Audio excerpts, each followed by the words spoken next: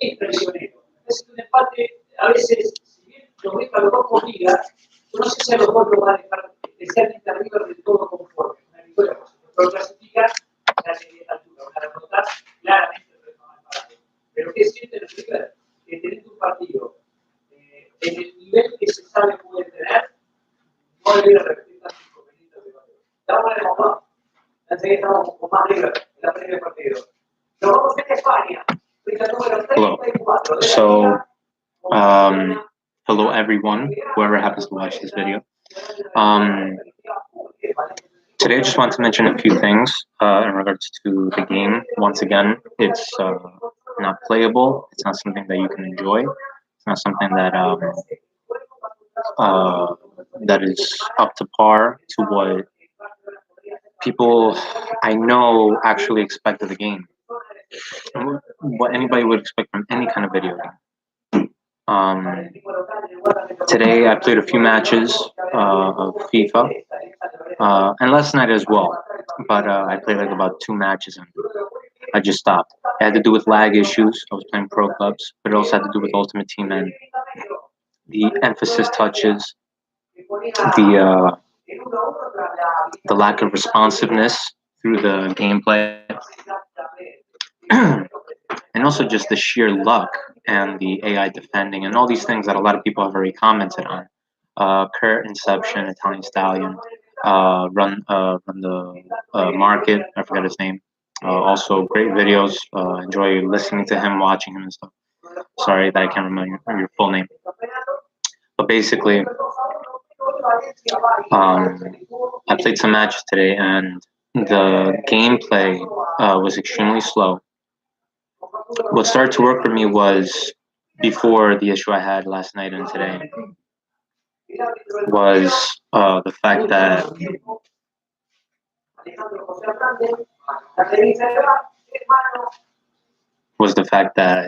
the gameplay at the beginning, like, because I was playing decently well, or pretty well actually, better than other performances I've had. I haven't been able to play the weekend league in a while, and the last time I did play the weekend league, I didn't do that great. And before that, I hadn't played for like 5 or 6 weekend leagues in a row. So I had all the 2,000 points accumulated. Now, in regards to before last night, the gameplay, the responsiveness was pretty good in the sense that I was able to pull off the turns with the L1 button. And again, that needs to be either one or two things with that. If the L1 button is going to be useful to have better ball control, close ball control, the responsiveness has to be there. Responsiveness has to be there, regardless, in any FIFA game, in any video game whatsoever. Because it doesn't make sense that you react to a situation and then a second later, not even 2 or more, it's literally a second. That's all it takes. That's all it takes for you in a shooting game to get shot, and when the guy is like right in front of you and you have the upper hand or whatever the situation is, it has to be there. So the responsiveness for the most part was there. It was there. Now, in FIFA 18, in regards to responsiveness, I was able to play pro clubs and also Ultimate Team, use the L1 button, and for the most part, especially after the patches, I forgot which patch it was, that the L1 button was very useful. And I was able to play in some sense better. But again, when you have a speed of play in the real world, and you compare it to the speed of play that responds to your reactions in real life, in the game, there's a massive difference. There's a difference. So when I played last night, it's as if everything had gone out the window. I was finally figuring out once again, because it seems like every time I revisit the game, I have to constantly adjust myself. I don't know how these pro players do it. I don't know how. I I don't know how these people do it. Inception, they must have some massive internet. But not only that, of course, there's other things that influence, the gameplay. So the gameplay, there's a problem with the people who created the game, EA in general. There's a problem with the servers. So I'm not just mentioning, okay, Inception has good, internet speed compared to mine or Italian Stallion or whomever. It's not just that. I'm aware of that, but again, there must be some level of performance because Inception is, as an example, because I watch his videos all the time. Uh, Shout out to you. Um, the fact that he's in Division 1 doesn't surprise me because of the way that he plays it remarkably well. And I'm constantly watching his gameplay, trying to see what he's doing, and for the most part, I can anticipate what he's doing. I'm like, oh, okay, so that's what I would have done. But I always say to myself, if he can make it to Division 1, even though Division 1 doesn't mean much at this point, if he can do that, then that means I should be able to as well. I just have to improve my skills. But at the same time, because of the state of the game, how the game is being played out, um, maybe when I have good connection, when my gameplay is reacting as best as it can, it doesn't necessarily mean that my opponent is at the same level. So that's a key distinction. That's a key situation. Now, last night and even today, it was infuriating. The only thing that makes sense of the game, for the most part, is pro clubs. Because yeah, you still have the frustration of being able to finish a shot, a one-on-one situation, shots where they should at least go towards the goal, and either they're blocked by the AI, or if they aren't blocked by the AI, they're completely gone, like as if you never pointed to the goal at all. ¿Te vas, abuelo? ¿Vas afuera? Bueno. Ahora voy solito, pero estoy cansado de ver la tele. Claro, claro. Me tiene preocupado el teléfono. Y bueno, Va al carajo. cualquier cosa, el teléfono llamará. He's worried about the phone. We can't find it. I told him if anything, if the phone needs help, then I'm sure the phone will call us. So again, the gameplay, I figured it out.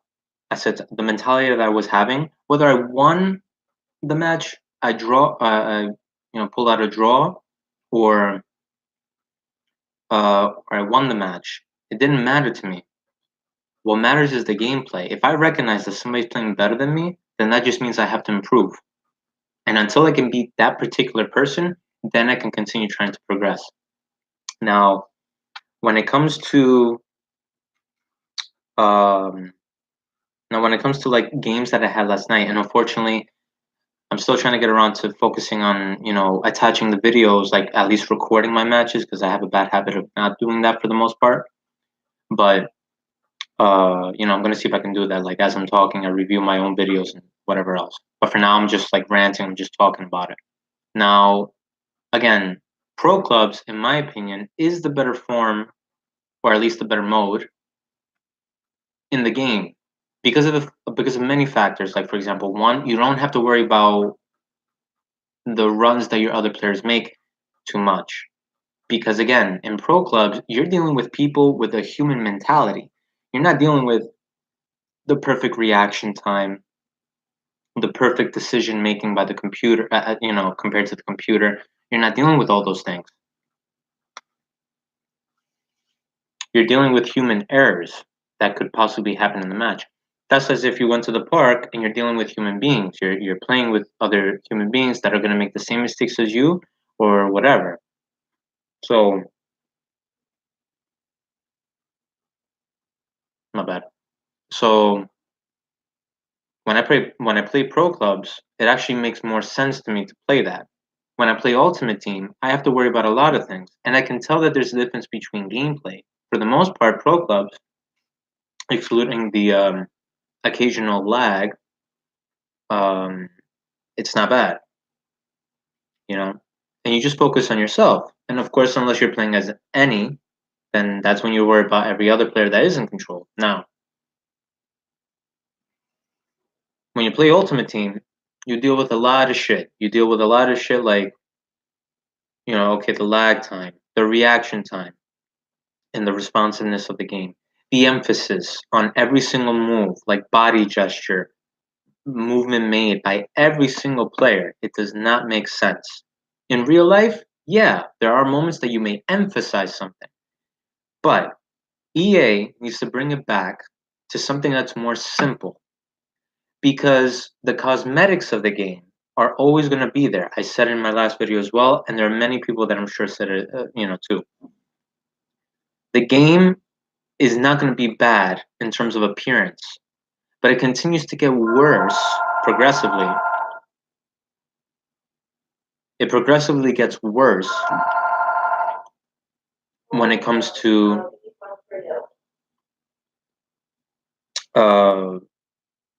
I lost my train of thought.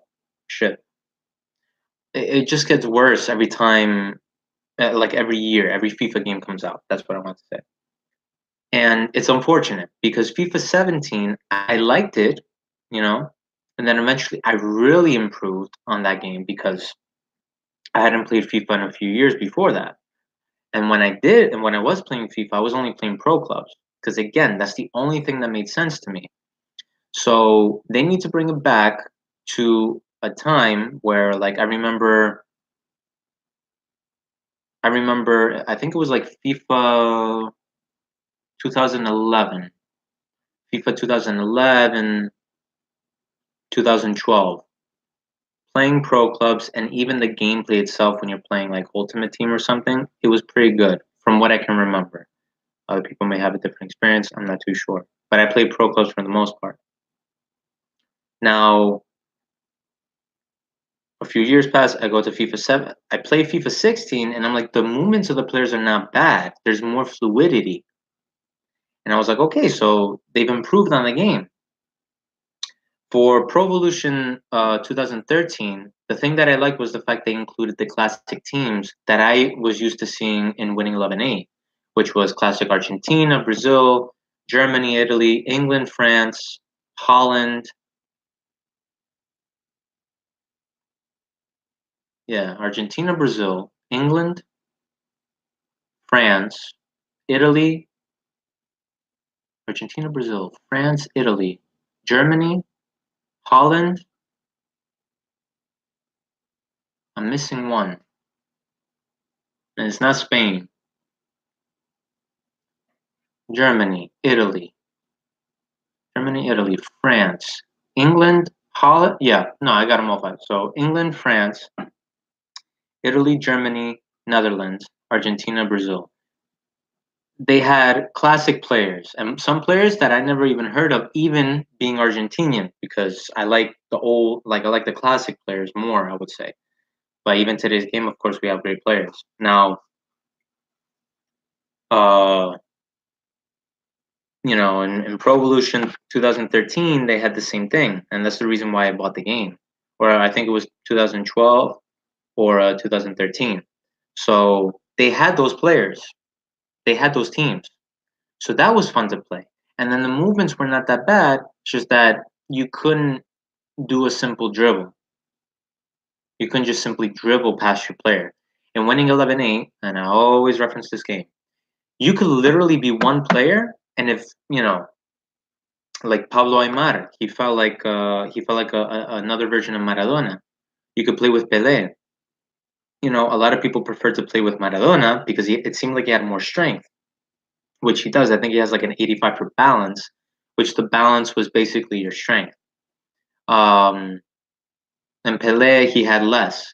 And considering that Maradona's shorter and Pelé is a little taller, like 5'8" or so, Maradona was like 5'5". Then and he was just fun to use. And the 1-2 passing, there was no power button in terms of that. So in the game, that's what they need to bring it to, essentially. They need to bring it to a moment where there's no need for the power bar because winning 11-8, if you want to switch the field, like if you want to pass it to the guy furthest to you, all you have to do is hold the X button. And if you tap the X button, then it's just a short pass. Ay, la puta. Sentate, descansa. Lo que viene en el juego.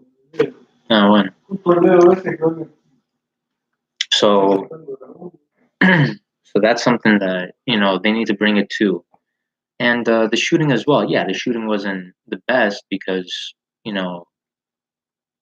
but it was at the same time like one-on-one situations. You were gonna make it. Okay, you may miss a shot or two. That was, oh shoot, he blocked it. That was rare because for the most part, if you want to do a chip shot, all you have to do is hold the L1 and tap the square. I mean, the further out you were, of course, more power you had to put in it. But you just tap it and it goes over the goalkeeper. And he'll do an animation where he tries to save it, but he's not going to save it. So, so imagine how much fun it was to score a bunch of chip shots, one-on-one situations with either Adriano from Brazil or R9. It was extremely fun. Or even Cristiano Ronaldo. His finishing wasn't. He was a 19-year-old kid, and Wayne Rooney. His stats were good for somebody who was 18 years old. He's strong, he had good dribbling, decent finishing, like an 80 for finishing. And that game, you could literally beat anybody, and that shot was going to go in most likely. The free kicks were a lot better to do as well. It wasn't so complicated. I know that I take my shots very well. It's just that it's very difficult to score now. So it's like, what are they doing? What is EA doing to the game? Obviously, they're fucking up. So I take importance to this because it's a game that I enjoy to play. It's something that can distract me from, I got some personal things going on. So it's something that can, apart from other things, like right now I'm going to play soccer. It's a beautiful day, so I'm going to try to do that. And, little by little, I'm breaking away from FIFA. But the only thing I will be playing, especially if I'm playing with my pro club's boy over there, that he's one of the best strikers we have. I think he went up to like rank 77 last time he told me. Uh, he's a remarkable player, and that's really when the fun really happens for me. We play against each other like ultimate team here and there. He's very good, and in my opinion, I'm not as good as him because of like key distinctions. But I know I'm pretty good, and if the gameplay was better, it wouldn't all just benefit me. It would benefit everybody, even the newbies, even people that haven't played a single moment of FIFA in their life or anything like that. But they would learn, and they will learn correctly on how to improve on the game. When I started playing Winning 11-8, it was my stepmother's cousin that brought the game. She came from Peru, and it was awesome. Okay, and it was one of those things where it was a copy. So she patched it, and it was like a team from Peru that came up on the intro. But normally it was a different intro. Now, when we played, she kicked my ass, and she was kicking my ass 6-0, 4-0, like nothing. But then when I started getting better, and I was playing against the computer on the highest difficulty possible, it was very pleasurable. It didn't matter if I lost or not. But for the most part, I won my matches. And I won almost every single league, at least the leagues that I really liked, like the English league. I wanted to win that, and plus I had a lot of favorite players of mine. I tried different teams. I played with Everton that didn't have shit necessarily, from what I can recall. The only player I can recall, because he was the most popular, was Wayne Rooney. But then you can transfer him over to Man United because that was the year in 2004, 2003 or 4 or so that he went over. Um, Cristiano Ronaldo, he was there with Van Nistelrooy, with Rio Ferdinand. Uh, Arsenal, which was called North London because they didn't have the licensing for that game, but the players were there. They had licensing for Bergkamp, Thierry Henry. His stats were ridiculous. I actually enjoyed playing with him more than R9 at times, but still, no, you had R9, you had Thierry Henry, you had Anelka, you had Sissoko, you had a bunch of players from that time period that's like, now they're legends, now they're known. Ronaldinho, Zidane, Raul, all these players that were just fun to use, and the gameplay, the the typical feel, like when you saw the plays between Zidane and Roberto Carlos on the left side, you were able to do that in the match. All you have to do is give the ball to Zidane, dribble or pass the ball, do what you have to do. But then you see Roberto Carlos making a run, and he was always an option, making an overlapping run, and it was so fun to do the 1-2s. So like you do the 1-2 as soon as you do it, and you know that the defenders are going to come to you, to the ball carrier or whatever. You see your player making a run. All you have to do is press the circle button. Just press it, and he does like a scoop chip pass. You don't have to press the through ball, the lob through ball. All you have to do is that, and that's how it is, and that's how it should be. So, EA, please and respectfully look into these games. Even if you don't use the winning 11-8 base, the gameplay, right, as your base to really improve on, and not change, not make changes to it, improve, because there's a difference. Then, what's it called? Then you could really have yourself a game, and you will be making a lot of money still. You don't have to constantly go for more money, okay? Don't be that kind of industry where you're gonna be looking more into the figures, the units, and not the people. Because if it weren't for the people, they wouldn't buy your game. And if it weren't for your game, yeah, we wouldn't buy it. But once you come out with a product and it's not a good product, nobody's gonna take interest in it. So make people interested. Make people want to get this game, not because now you can have all the best players that you want. Me, now at this point, I can't even get Henderson. Maybe it's because of the gameplay that you find on online singles matches. But still, it's like all these things that happen, and then when I go to rivals, it's the same bullshit again. It's the same thing. And it doesn't make sense. Okay? We shouldn't have to deal with that stuff. And you need to make a good game. That's like when again, like Batman. If they had grabbed the first Batman game, which the gameplay was good, it was simple, and then yeah, you had to use the throwing examples out there because I can't remember too many of the controls. If you want to use the back claw, you have to hold L2 and then the triangle. Okay, but that's still simple. That's still simple. If you want to counter a move, you just press the triangle. You wanted to attack, you kept pressing the square button, or you hold it, or you do whatever the move you want to do. Okay, you want to stun the guy, you press the circle. You want to dodge or jump over the guy to land behind him and then do what you want to do. You double tap the X button towards him. So all these things are simple. It's simple. Simplicity gives you success in the situation. Less animations in the movements of the players when they're bumped. Okay, so then make the animation automatic like in winning 11-8 as well, where the player will get close to him, and depending on the strength, the height, all those things, okay, but a little animation will be there where you see him sort of fighting the guy. But that's what has the benefit. Skilled dribbling. With one button, you do the skilled dribbling. And that's the R2 button. All these things can be seen in the game, and it's annoying, it's frustrating, and it's disappointing overall. So again, EA, just do that.